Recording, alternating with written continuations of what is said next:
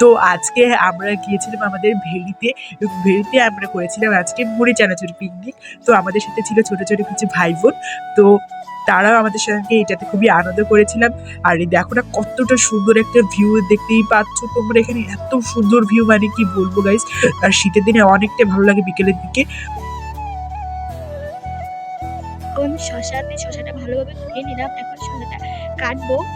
এবার আমরা পেঁয়াজ লঙ্কাটা খুব সুন্দর করে ধুয়ে নিলাম, এখন আমরা পেঁয়াজটা পিস পিস করবো, খুব সুন্দর করে কাটিং করছি আমরা। এবারে লঙ্কাটা পিস পিস করে কেটে নেব, আগেই ধুয়ে নিয়েছিলাম সবকিছু, আপনারা তো দেখেছেন। তো এখানে আমরা শসা, পেঁয়াজ এবং মরিচ দিয়ে ভালো করে নিয়ে নিচ্ছি এবং তারপর দিয়ে দিচ্ছি লবণ স্বাদ মতো। তোমরা চাইলে তোমাদের ইচ্ছা মতো বেশি করে দিতে পারো। আর এটা একবার ট্রাই করে দেখো, তোমাদের অনেক ভালো লাগবে।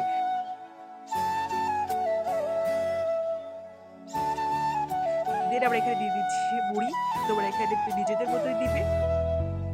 এরপরে আমরা এখানে পরিমাণে চানাচুর দিয়ে দিচ্ছি আর একটু সিক্রেট মশলা দিচ্ছি, সেটা হলো আমাদের জলপাইয়ের তেল। এটা তো